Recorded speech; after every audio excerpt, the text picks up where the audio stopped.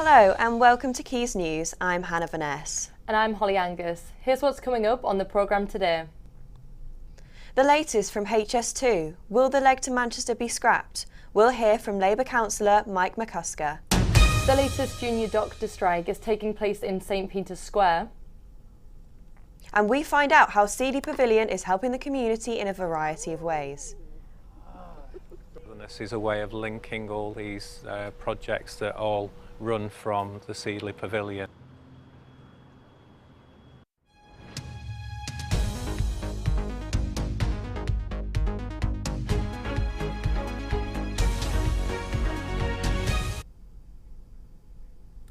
First, there is still speculation about whether HS2's Manchester leg will be scrapped, with Rishi Sunak saying he doesn't want to rush into a premature decision.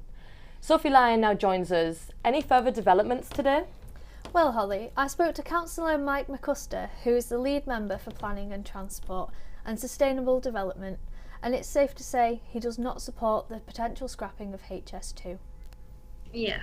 So, do you think that scrapping HS2 is neglecting and isolating the North then?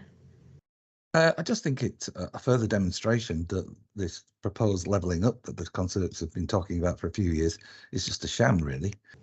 I think it would be a mistake, not just for the Conservative Party, but it'd be a terrible mistake for the north of England. And do you think scrapping the northern leg of HS2 will make Rishi Sunak and the rest of the Conservative Party completely unelectable in the north of England after this? I truly believe they are completely unelectable now. I think it will damage the Conservative Party for years to come, but they seem intent on doing that to themselves anyway. They're turning into a fringe conspiracy theory promoting pressure group rather than a government. Government needs to take difficult decisions, as Rishi always says. This is an expensive project, but this is a once in 100 years opportunity, and he needs to have the strength to stick to the guns and build the northern leg. Thanks very much. That was Sophie Lyon speaking to Mike McCusker, a Labour councillor for Salford. With junior doctors and consultants striking across England for 72 hours, Christmas levels of disruptions and staff absences are expected. Our reporter Katie Heath was in Manchester city centre.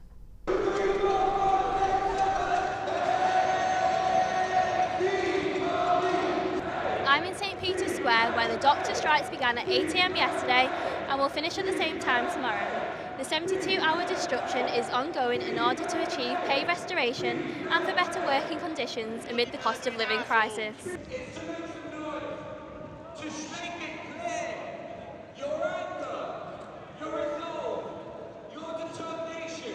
Junior doctors have been after a 35% increase in pay to make up for what they say are years below inflation wage rises. This is the 8th time they have striked since March, and the previous round of industrial action by consultants and junior doctors in September saw over 120,000 hospital appointments disturbed and around 8,000 to 26,000 staff off per day. Thank you! Now, we all dread moving house or moving to a different part of the country as we fear leaving our friends and family. Well, imagine moving to a totally new country at first without your family. For Abu, that is exactly what happened. Luckily for Abu, there was a welcoming community at Buell Hill Park where he was able to discover new friends and a new sport. Our reporter Callum Ewing went to Seedley Pavilion to see how growing togetherness is helping the community turn over a new leaf.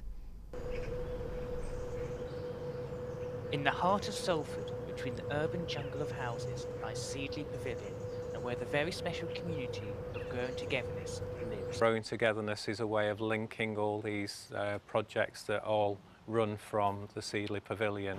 So we've got the incredible edible Salford allotment beds.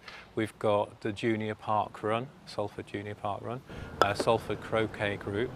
And also we've got the Friends of Buell Hill Park, and some of our volunteers have lived in the area quite some time, and they hadn't met many of the local communities, or they hadn't been able to talk and engage with people that they'd seen in the streets. The Croquet Club meets every Thursday and Saturday, with all ages welcome. Abu, who has moved from Nigeria to Salford to study a PhD in cybersecurity, is one of the members hoping to have a student croquet team in the future.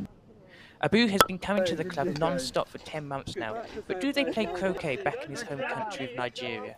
I've never seen croquet in my life. No? No, at all. When I saw it here, they like told me I should give it a try. I was asking them, what is this? For me, I don't even know how to pronounce the name then, because croquet, I've never even heard of it, I think. Then I give it a try. Then the set of the croquet, I feel like it's for me. The community was so welcoming and so open for me, because when I started coming here, my family wasn't here with me then. So I was the kind of being alone and lonely, So coming here, meeting people, it makes me to even enjoy what I'm doing. The allotments are part of the incredible edible network, which aims to bring together the community by helping people grow food for themselves and for others. Food grown in the allotments include apples, berries, courgettes, while there is also an abundance of flowers.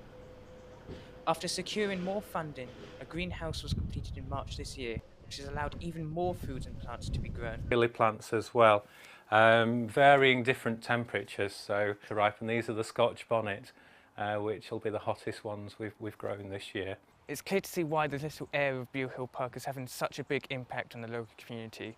From the croquet to the gardens, there's a range of activities for all ages, and with a bright future ahead planned, let's hope the plants aren't the only things that continue to grow. Callum Ewing, Seedley Pavilion, Quays News.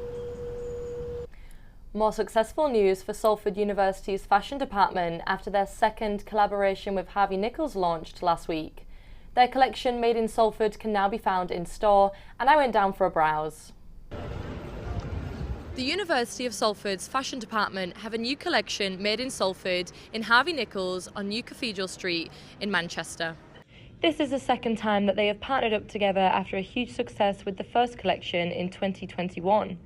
With over 300 garments from both undergraduate and master's students from over 50 designers, this collab gives students the chance to sell and showcase their work in a luxury retailer store in the heart of Manchester.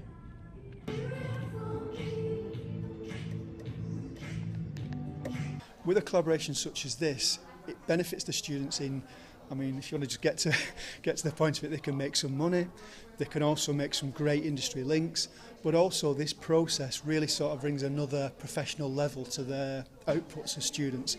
It allows them actually to really think and consider pricing. Is my collection suitable for a store such as this? So when we're looking at their collections, we edit quite a lot actually, to find not only the best made pieces, but actually pieces that are best suited to that store. The Made in Salford collection is promoting sustainability, as the clothes are being sold only 2 miles away from where they are made. And the profit will go directly to students and the University of Salford.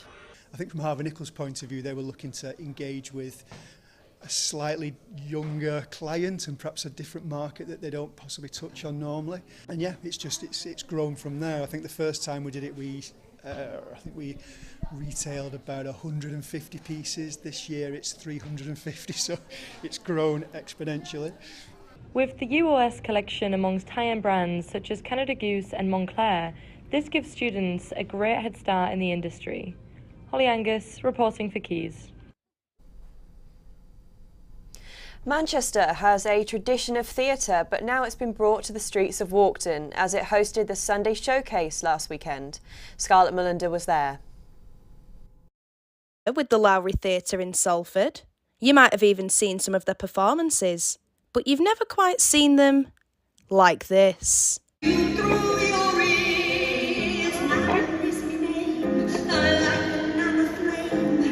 On Sunday, the Lowry Theatre headed to Walkden on behalf of the Lowry Show Selectors to host their first ever Salford Sunday Showcase.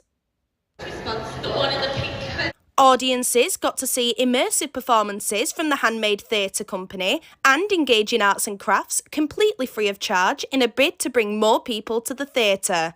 It was the event's host, Nana Funk, who truly stole the show though.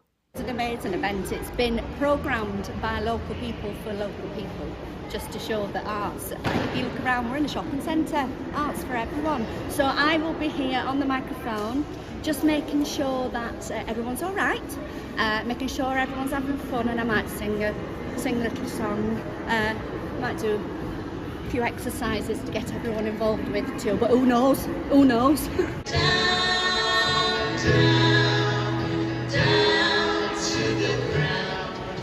With the cost of living crisis growing, going to the theatre can often seem like something that's inaccessible for a lot of the population. No one knows this better than Lowry event coordinator Sarah Whitehead. It's always been a big issue, I think, that people think that the theatre is an elite place and that an elite activity for people who can afford it and who are rich. And it's not, it is for everyone. And everybody can engage with it, and everybody can be an artist and be a performer and a creator. And it's just that sometimes we lose that side of ourselves and we don't have that confidence. So for me, being able to bring the arts out into community, to where people are in their own lives, making that really easy for them to engage with so that they can have that experience and realise actually this is something I enjoy, this is something I would like to know more about, I think is really important. Hopefully in the future we'll be seeing more events like this across Salford to bring the city into the world of performing arts. Scarlett Mullinder, Quays News. And on to sport now. Manchester United take on Turkish champions Galatasaray in the Champions League tonight at Old Trafford. Our sports reporter James Young is in the studio. Another defeat to Crystal Palace on Saturday. How important is this next game to the manager? No, it's really important for United. I mean, they lost on the weekend to Palace, like you said, 1-0. It was probably one of the worst games that I can remember since Alex Ferguson retired in 2013. A lot of fans are deeply unhappy with how things are at the minute, with the owners, the situation with the takeover that's dragged on, and this would be normally a run-of-the-mill game for United. Galatasaray are the Turkish champions. They've got a few good players, the likes of Wilfried Zaha, who you'll know used to play for Manchester United and Crystal Palace, funnily enough, and other players as well, like Mauro Icardi and Dries Mertens. They have a good team, but United should definitely see themselves off against them. They're a much better football club, but they've got this thing at the minute of as soon as they go behind in football matches, that's kind of their problem. They just can't seem to get themselves back into it. The same thing happened. They lost at Brighton again a few weeks before at Old Trafford. I mean, this was a side that only lost one home game in the league last season. They've lost two already this season, so they've got off to a really, really poor start. So they definitely need a win today, because as soon as they start losing a couple of games here and there, the pressure's just going to start mounting on Erik ten Hag, their manager, and they just need to push forward and just try and get a result and move on from a pretty poor start to the season, if I'm being honest. And Salford City take on Sutton United today in League Two. They've not had a great start to the season, have they? No, I mean, they got to the playoff semi-final last season in League Two. They were pretty close to getting promoted, but lost to Stockport, and they only won last weekend against Newport. That was the first game in 6 that they'd actually won a game, and they're towards the bottom end of Sky Bet League Two. They're 20th in the table. They're not really having a good season so far. They've gone through a lot of managers, so they definitely need a win to continue going forward in the Football League this season, because again, they've been slacking like United. Their fans haven't been impressed with how things are, so it's a difficult one because they've got a lot of money behind them. They've got Peter Lim, who's one of the richest men in the world, that owns them. So they need a win, and their fans want to get promoted out of that league. So they've been in there for a long time now. Thank you, James. And that's all we've got time for today. Thanks for tuning in to Quays News. Goodbye.